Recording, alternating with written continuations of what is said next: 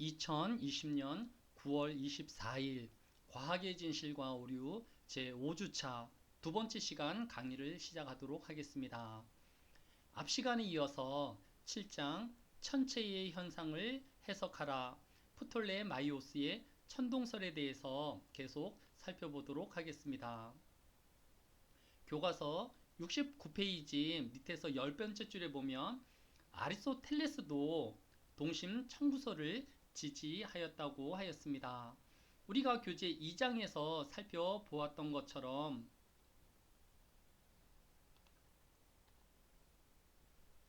아리스토텔레스는 지구의 원소를 물, 흙, 불, 공기로 보았고 천체는 이 중 흙으로 구성된다고 보았습니다.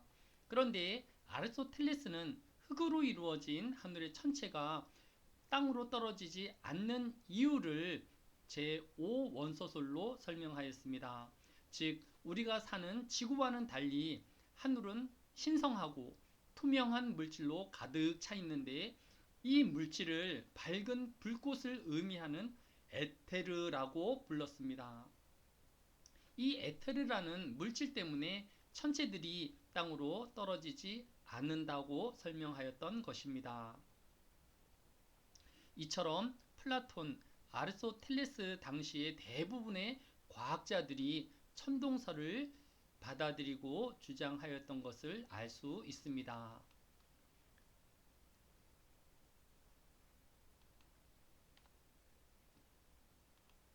그런데 천동설은 우리가 알고 있듯이 진리가 아니기에 여러 오류를 태생적으로 안고 있을 수밖에 없습니다. 당시 제기된 천동설의 결정적 약점은 교과서 70페이지 위에서 5번째 줄에 적시된 혜성의 등장과 둘째 70페이지 밑에서 5번째 줄에 있는 행성의 역행 현상이었습니다. 먼저 혜성의 등장을 살펴보면 에우독소스는 27겹의 양파 껍질 같은 각각의 하늘의 층이 있어서 각 천체는 서로 간섭을 일으키거나 충돌하지 않고 자기의 층 안에서 공전한다고 하였습니다. 그런데 예고 없이 출몰한 혜성은 마치 이 여러 겹의 층을 관통하기도 하고 불규칙한 궤도를 그리고 지나가곤 하였습니다. 이를 해결하기 위하여 BC 4세기 그리스 천문학자인 칼리포스는 에오독소스의 27개의 구에 7개의 구를 추가하여서 이를 설명하려고 하였습니다.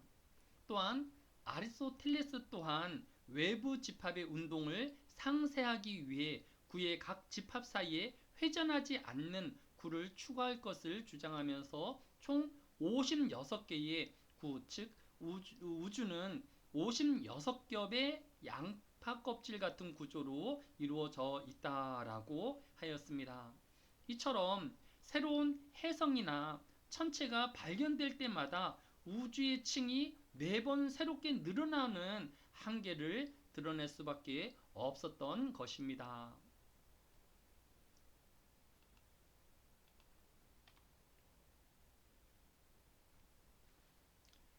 그러나 혜성의 등장보다 더 심각한 문제가 있었습니다. 교과서 밑에서 5번째 줄에 언급되어진 행성의 역행 현상입니다.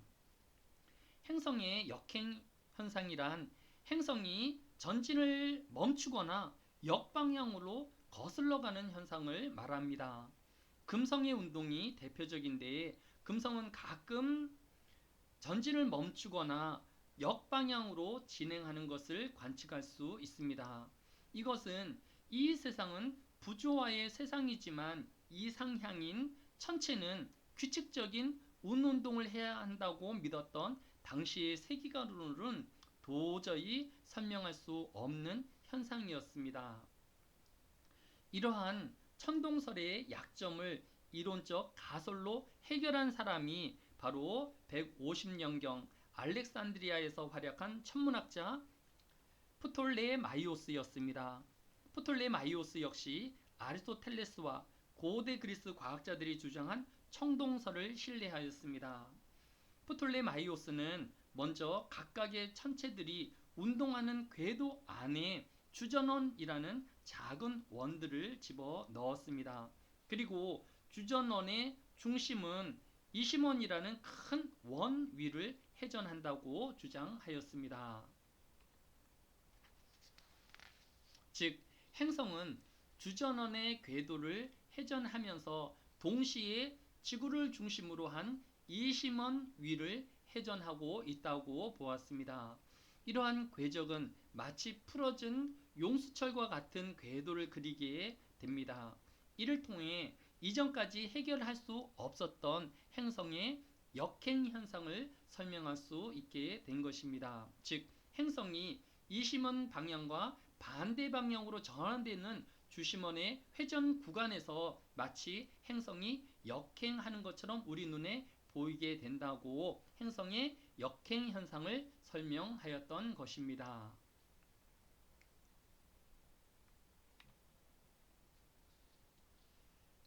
교과서 74페이지 밑에서 네 번째 줄에 있는 것처럼 프톨레마이오스의 주전원이라는 아이디어로 행성의 역행 현상을 설명하였듯이 천문에 대한 혁혁한 공과를 많이 남겼습니다. 그 결정체가 천문학책인 알마게스트라는 13권의 지필이었습니다. 아랍어로 가장 위대한 책이라는 뜻을 가지고 있는 이 알마게스트는 16세기까지 절대적 권위를 가질 만큼 뛰어난 천문학 서적이었습니다. 이 책에는 프톨레마이오스가 만들어낸 일식과 월식의 예보 방법도 자세히 수록되어 있고, 최초로 별의 밝기를 6등급으로 나누어서 1000여 개가 넘는 별의 위치와 밝기를 기록한 목록이 수록되어 있습니다. 또한 당시 알렉산드리아 하늘에서 관측할 수 있었던 48개의 별자리도 기록되어 있습니다.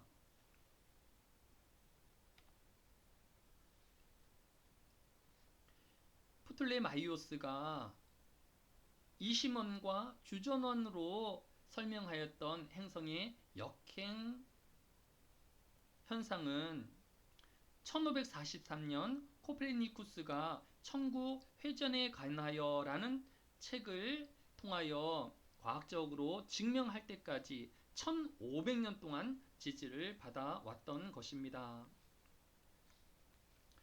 프톨레마이오스의 주전원과 이심원으로 복잡하게 설명되어진 행성의 역행 현상은 오늘날 연주 시차로 설명되어집니다. 즉,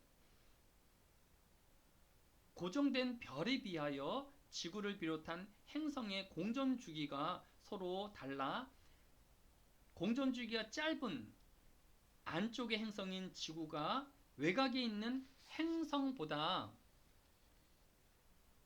빠르게 진행하게 되어질 때에 관측한 행성이 정지하거나 퇴행하는 것으로 보이는 현상인 것입니다.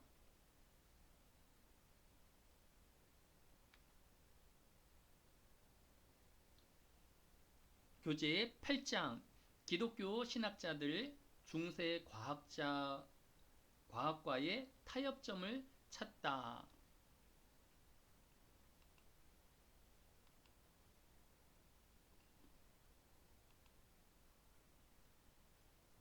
78페이지 첫 번째 줄에 보면 교재의 저자는 과학과 기독교의 관계를 둘러싼 가장 뿌리 깊은 잘못된 시각 중 하나가 기독교의 신앙과 과학이 서로 상반되거나 장애가 된다는 생각이라고 지적하였습니다. 그러면서 왜 이런 시각이 잘못되었는지를 역사적 고증을 통해 설명하고 있습니다.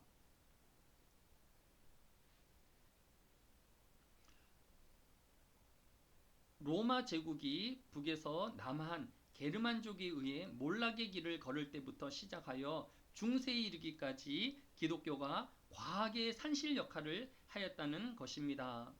구체적으로 529년 성 베네딕트 수도원이 로마의 남동쪽에 최초의 수도원으로 세워진 것을 시작으로 유럽 각지에 수도원들이 세워지게 되었습니다. 수도원의 원래 목적은 교회의 타락과 신앙의 세속화를 막아내고 올바른 신앙을 지킬 목적으로 세워졌었습니다.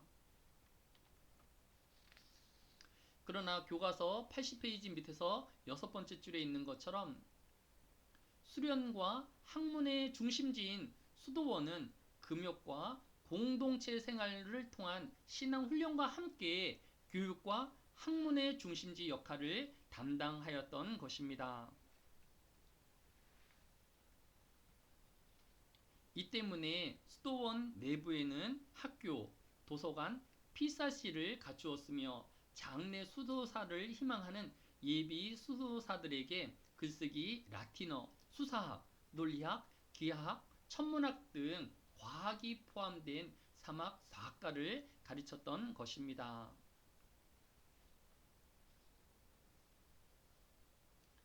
81페이지 10번째 줄에 있는 것처럼 6세기에는 그리스의 자연 철학적 고전들이 수도원 교육과정에 정식으로 자리하였기에 그리스의 과학서적과 세네카, 플리니우스 등 로마의 백과사전들, 또 기독교 교부들의 자연 철학적 저작 등에 대한 연구를 통해 고대 과학의 전통이 수도원을 중심으로 그 명맥을 이어나아갈 수 있었던 것입니다. 뿐만 아니라 81페이지 세 번째 줄에 있는 것처럼 게르만 민족의 영향권에 들어간 서로마가 과학의 침체를 겪고 있을 때에 콘스탄티노플을 중심으로 한 비잔틴 제국을 건설한 동로마의 과학은 서로마보다 상대적으로 활발하게 발전하였습니다. 동로마 시대에는 아리스토텔레스의 자연학, 천체론 등의 주석을 달며 아리스토텔레스의 오류를 지적하는 비판적 평가가 많이 일어나게 되었습니다. 이처럼 그리스 과학의 충실한 계승을 행하면서 또 과학의 임무인 비판적 사유가 함께 발달해 나아갔던 것을 볼 수 있습니다.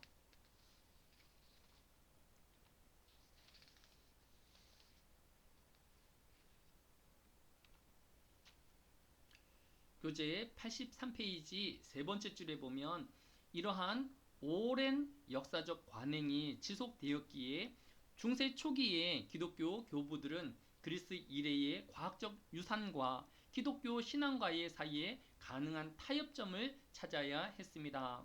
대표적으로 아우구스티누스는 그에 져서 신국론에서 플라톤이 주장했던 이데아는 기독교가 주장하는 하나님 나라와 동일한 것으로 해석하였습니다. 온갖 죄악과 유혹이 가득한 현실 세계에서 참된 세계인 이데아, 즉 천국에 들어가야 한다고 주장하였던 것입니다. 또한 교과서 85페이지 9번째 줄에 보면 중세의 최고 신학자인 토마스 아퀴나스는 1256년 파리 대학의 신학부 교수로 취임하면서 아리스토텔레스의 고대 그리스 철학과 기독교 신앙의 조화를 위해 모든 열정을 쏟았던 것을 볼 수 있습니다. 교재 85페이지 밑에서 10번째 줄에 있는 것처럼 아퀴네스는 기독교 신앙은 신의 계시에 의해 얻어질 수 있을 뿐만 아니라 인간의 이성을 통해서도 얻어질 수 있다고 보는 이른바 이중 신앙론을 고안해 내었습니다. 이와 같은 노력은 철학을 포함한 과학과 기독교 신앙 사이에 직접적인 충돌을 피하고 자연 해석에 대한 인간 이성의 노력 자체를 신의 계시로 간주함으로써 결과적으로 과학을 신학 안에 포섭하는 결과를 가져다 주었던 것입니다.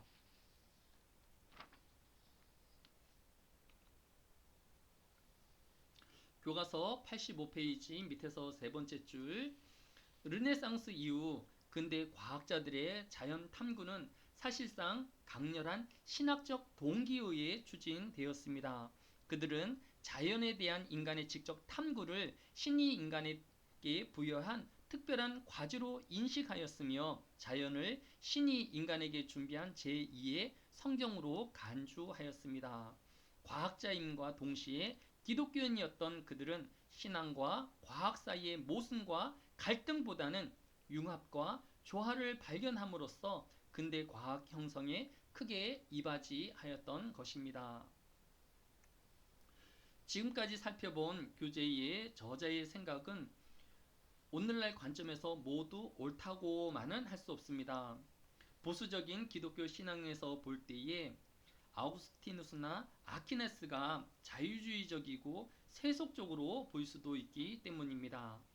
그러나 우리가 이런 판단을 할 수 있는 것 자체가 오랜 역사적 과정을 통해 이룩한 경험과 지식이 있었기 때문인 것만은 분명합니다.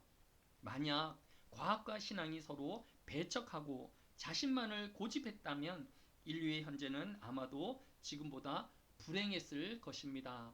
따라서 과학과 신앙 모두 존중되어야 할 것입니다. 2020년 추석은 10월 1일입니다. 그러나 올해 한가위 가장 둥근 달인 보름달은 1일이 아닌 다음 날인 2일 새벽 6시 5분이라고 합니다. 추석 다음 날 2일 새벽에 서쪽으로 지는 보름달이 가장 크고 둥근 달이라는 것입니다. 천문여는 음력 15일에 뜨는 보름달이 완전히 둥글지 않은 이유는 음력 1일의 합삭 시간이 그때그때 다르고 달의 공전 궤도가 타원이어서 합삭에서 망까지 이르는 시간이 일정하지 않기 때문이라고 하였습니다. 따라서 보름달에 소원을 빌어야 이루어진다는 믿음의 실체는 달에 있지 않고 사람의 마음에 있다는 것을 알 수 있습니다. 좋은 계획과 선한 미래에 대한 소망을 갖는 한가위가 되기를 바랍니다.